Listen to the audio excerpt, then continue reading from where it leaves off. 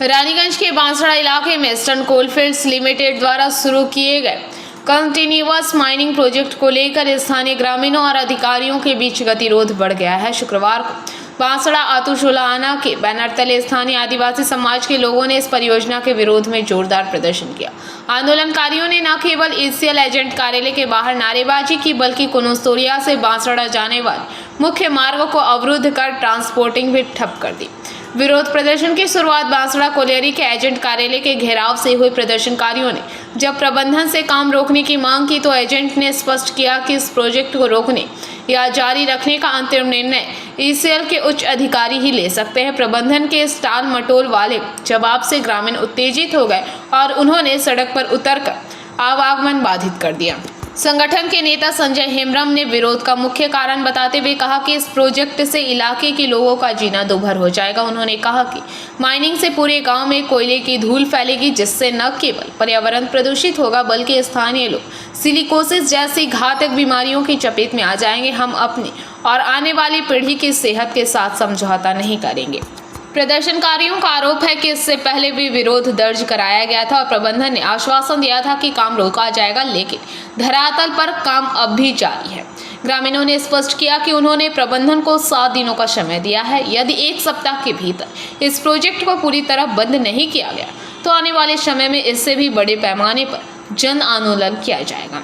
इस भारी विरोध प्रदर्शन के दौरान बांसड़ा आतुशुलाना के प्रमुख सदस्य, जिनमें मुख्य रूप से रामचंद्र हेम्ब्रम, मंगल हेम्ब्रम, संजय हेम्ब्रम और प्रदीप बाशकी शामिल थे। इनके साथ ही बड़ी संख्या में स्थानीय महिला और पुरुष ग्रामीण माइनिंग स्थल पर मौजूद रहे और संबंधित संस्था के खिलाफ जमकर नारेबाजी की। বাঁশড়ায় একটা ইসিএল কন্টিনেন্স মাইন্স করতে চাইছে আমাদের এই পাড়ার সংলগ্ন এলাকায়। আমরা যতটা জানতে পেরেছি এই কন্টিনেন্স মাইন্সের মুখটা আমাদের পাড়ার সামনে হবে এবং সেখানে থেকে কনভেয়ার বেল্টের মাধ্যমে আমাদের পাড়ার মধ্য দিয়ে প্রায় 1.5 কিলোমিটার দূরে যে বাঁশড়া সাইডিং আছে, রেলের সাইডিং, সেইখানে কয়লাটা তারা নিয়ে যাবে ডাস্ট করে, নিচের থেকে ওরা ডাস্ট করে কনভেয়ার বেল্টের মাধ্যমে সেটা তুলবে। আমরা জানি যে ডাস্ট যেটা উঠবে ওখানে কয়লার ডাস্ট হয়ে সেই ডাস্টটা এই এলাকায় পুরো ছড়িয়ে যাবে।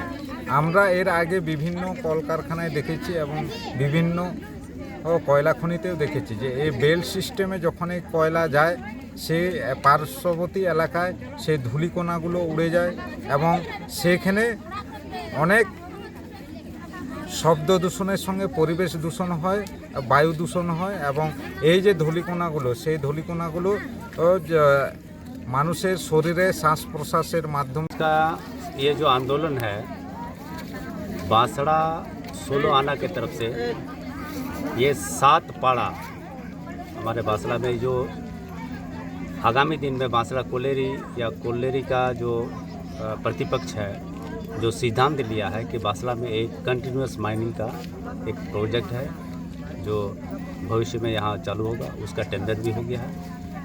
और इसके आलोक में ही आज यहाँ पर 7 पाड़ा से जितने भी बूढ़े जवान महिला पुरुष सबको हम लोग गए थे एजेंट ऑफिस में डेपुटेशन देने के लिए।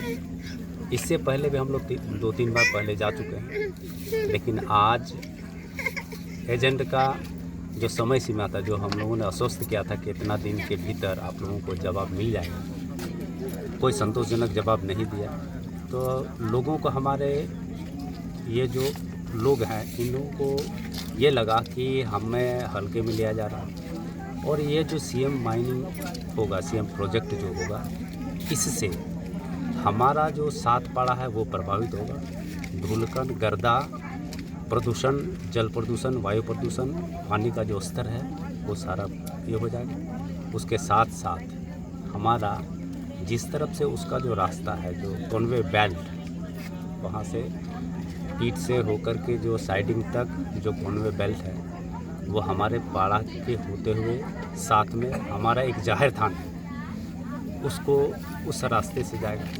इससे हमारे लोगों का ये जो हमारा संवैधानिक अधिकार है, हमारे आदिवासी संप्रदाय के लोगों का जो रूढ़ी प्रथा है, जो एक अधिकार है, उसका हनन हो रहा है। दूसरी बात, इतने करोड़ का जो प्रोजेक्ट हो रहा है कोई पब्लिक हियरिंग नहीं हुआ। ये प्रोजेक्ट को चालू करने से लोगों के साथ, यहाँ पाड़ा के लोगों के साथ जो पब्लिक हियरिंग होना चाहिए वो भी नहीं हुआ, और दरकिनार करके ये सारा सीएम माइनिंग जो है ये आगामी दिन में होने जा रहा है। इसी के विरोध में आज 7 पाड़ा का आदमी यहाँ पर इकट्ठा हुए। एजेंट, उनसे कोई संतोषजनक ये नहीं मिला।